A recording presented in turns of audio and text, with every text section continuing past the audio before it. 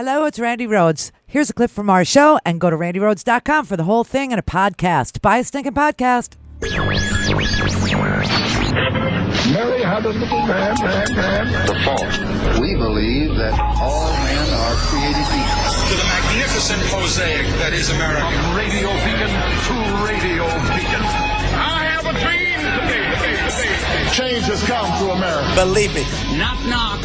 Who's there? It's a figment of your imagination. Randi Rhodes Show.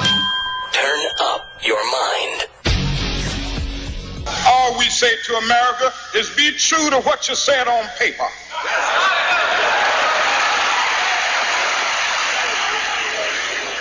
If I lived in China or even Russia or any totalitarian country, maybe I could understand some of these illegal injunctions. Wow. That always gets me. You know why? That is the last day Martin Luther King was on Earth. He was on Earth the next morning, and then he got assassinated in Memphis. But that is the last day, and obviously he knew he was going to be killed. He said, longevity has its place. I may not get there with you now. I mean, that is just amazing how he just knew. That was April 3rd, 1968. And of course, he was assassinated on April 4th, 1968. And, so happy Martin Luther King Day, everybody. Let's just hope. That some people don't spend it, in a Twitter war with a civil rights icon. Let's just hope that, leaders of the world actually have better sense and better judgment than to spend a day you're supposed to be remembering the civil rights icon of Dr. Martin Luther King in a Twitter war with John Lewis, also another civil rights. I mean, I just, today Trump was supposed to spend the day visiting the Smithsonian Museum of African American History and Culture. And he's not going. He canceled. He said it's scheduling had a problem. You know what I think? Honest to God, I swear to God, he's afraid there's a reference to him and his father about overcoming housing discrimination in that museum. I believe that's what he's afraid of encountering at that museum, and that is why he won't go. His scheduling conflict apparently was with Martin Luther King III. How is that possible? You tell Martin Luther King III that you are going to the African American history at the Smithsonian. He'll go with you. You know what I mean? So, I don't know. Maybe he thinks it's a nightmarish hellhole that's falling apart and crime-ridden, the Smithsonian Museum of African American History and Culture. Maybe he just thinks, it's the same in there as it is in all African American neighborhoods, including Atlanta. Oh my God! I just, but you know what? Let's just look at some of the things about Martin Luther King Jr. that maybe you forgot that are important to remember today because of where the conversation has been brought by one Donald J. Trump. So this is my favorite article that I found about the history that you probably don't remember that you know, but I'm sure if you went to fourth grade. Hopefully you know this. Of course, when Jessica was in school and I helped her write a paper about Dr. Martin Luther King Jr., and we wrote the truth, I was called into school and I was told that she was going to fail social studies because I preferred the truth. The true history of Dr. Martin Luther King. And so it's very important to me, obviously. And so, everybody understands Dr. Martin Luther King. Everybody understands that he was, that he organized a coalition of churches and organizations that banded together to coordinate a boycott. A boycott. Important, right? It's going to be a big word today. A boycott of city buses after Rosa Parks was arrested for not going to the back of the bus. It was the Montgomery Improvement Association. And that was the coalition, okay? And he was everywhere after that in the civil rights movement. The movement took root in Albany, Georgia, in Birmingham, in Selma, in Atlanta. And even when Dr. King wasn't at the forefront of events, as was in the case of the lunch counter sit-ins and the freedom rides that took place in the South in 60 and 61. Everybody looked to Dr. King for guidance and inspiration. He was, a very inspirational figure, giving great hope to all people of good faith and conscience until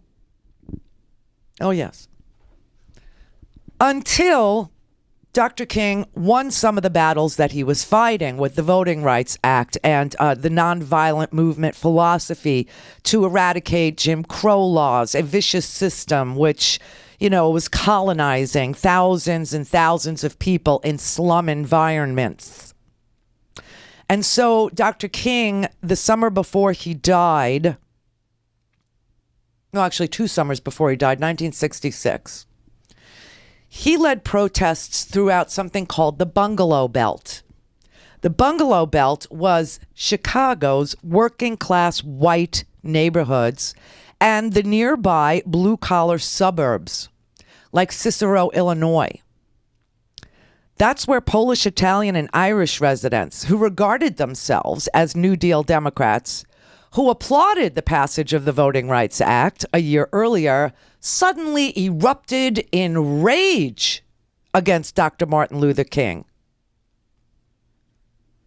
Because there were peaceful black protesters suddenly in white neighborhoods. And so from afar, the white neighborhoods of the North and the Midwest applauded. Oh, yes, the time has come. Voting rights, of course. Jim Crow's got it. But we didn't know that dogs were being used. We didn't know that water hose. Now all of a sudden we have TV and we can see the South and, oh, my God, this is horrible. But all of a sudden, the black protests moved from the South after the accomplishment of repealing and reversing some of these heinous laws that were preventing African Americans from participating fully in democracy, even as the Vietnam War was raging and most, 19-year-olds were being drafted, and many, many, many, many of them were young African American 19-year-olds. But suddenly, the black protesters appeared in the white cities, in the white suburbs, in the white neighborhoods like Cicero, Illinois, and like the Bungalow Belt in Chicago. And the Midwest didn't like it. They started pelting the marchers with rocks and beating them with clubs and fists and hurled ugly invective of the sort that most people would have expected from Southern Klansmen. People started, the same thing with Black Lives Matter, White Lives Matter, Blue Lives Matter, trying to change the subject. And they were saying white power as an answer to black power. Polish power. Burn them like Jews. Roses are red, violets are black. King would look good with a knife in his back. And one protester actually tried to stab Dr. King, but he missed. And he inadvertently sent a knife into the shoulder of another heckler who was heckling the protesters. Because they're stupid. But they were totally against Martin Luther King being in the North. They thought, this is a quote, I think the people of Mississippi ought to come to Chicago to learn how to hate, Dr. King once said when he saw all this. Now, why did he go to Chicago? He came to Chicago to tackle the twin issues of jobs and housing discrimination, unions not allowing black membership, and redlining in the cities that said that African Americans who had the money still could not be made loans to purchase houses. And white folks didn't like the idea that black folks, if they had the loan, if they had the money, could buy their house simply because they qualified for the loan or had the money. I remember when I grew up in Brooklyn, my mother was the exception to the rule. This is in my book, which, still hasn't found its home. But in the book, it starts when I'm a little girl, and I remember the mahjong games in Mom's house, in my kitchen, where the women would say, "Don't sell to blacks."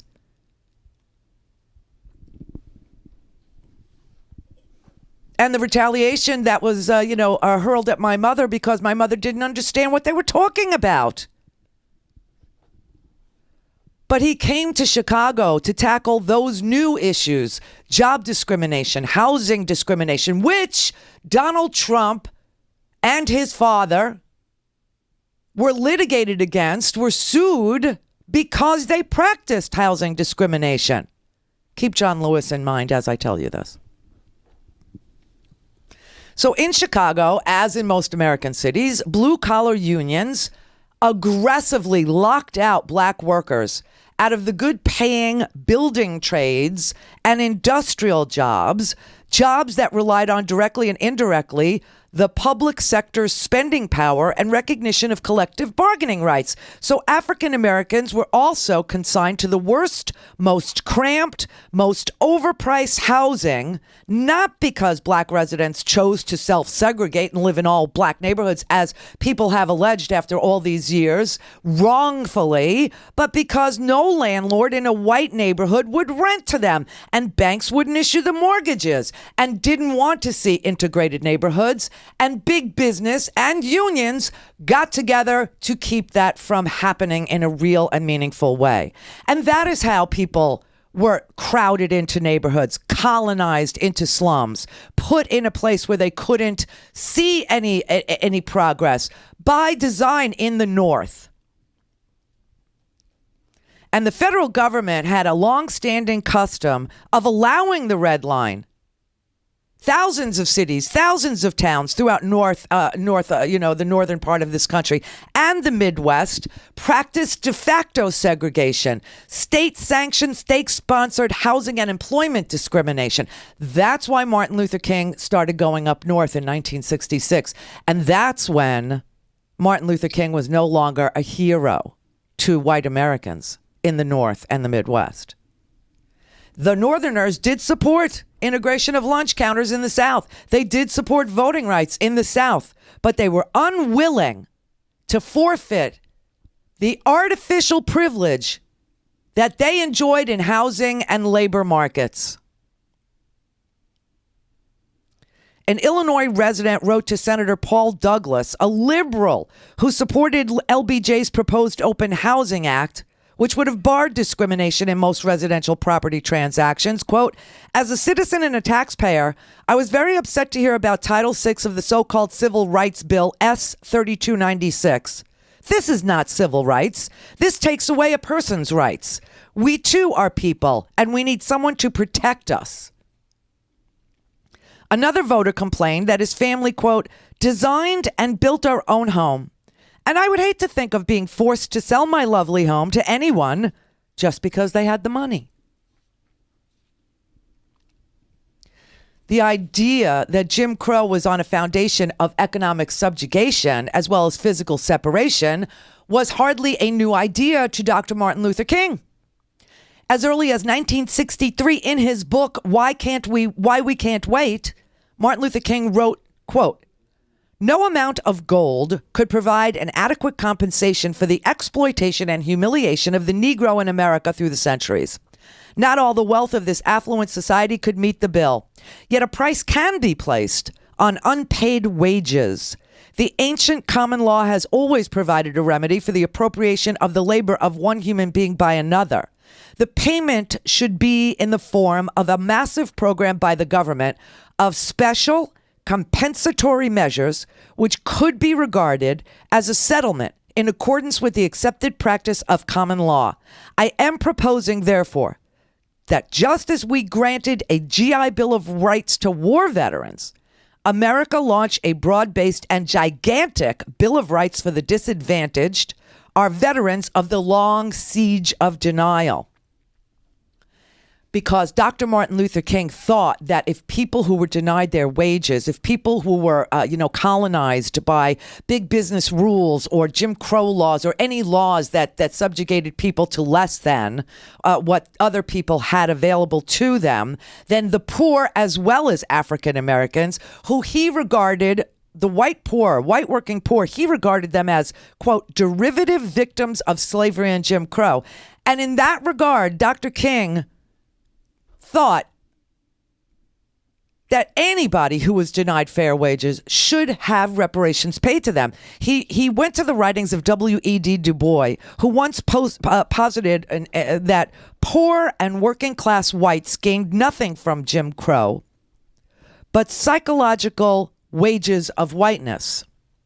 In return for the psychological advantage that whiteness gave them, poor whites surrendered their political and economic power to better heeled white elites. Today's conservatives. And this is what I've been telling you about white privilege my entire life. That people vote against their own best interest because at least they're not black. And so Martin Luther King increasingly saw Americans through the lens of class. In 1967, Where Do We Go From Here? His book, he wrote, quote, "In the treatment of poverty nationally, one fact stands out. There are twice as many white poor as Negro poor in the United States. Therefore, I will not dwell on the experiences of poverty that derive from racial discrimination, but I will discuss the poverty that affects whites and Negroes alike." Now, of course, Martin Luther King understood that African Americans suffered a very specific, targeted form of discrimination, but he also embraced a radical economic critique that viewed racism as a cultural touch point that prevented white working class from acting in their best economic interest based on racism, which they only benefited from psychologically and not financially and not economically. But instead, when he went up north and tried to sell this to white people in the North, the white working class dumped him. Just as they predicted. They dumped him, particularly the Midwest. They could only agree that black citizens should be permitted to vote, and they would only agree that blacks should be able to go to any restaurant they wanted and any hotel they wanted.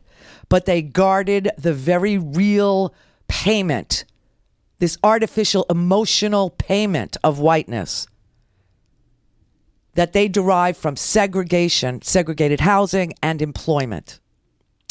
Unionized factory or trade jobs in lily white industries represented the best employment available to many working class whites. And home ownership in segregated neighborhoods represented the sum of their wealth. And integration posed a tangible threat.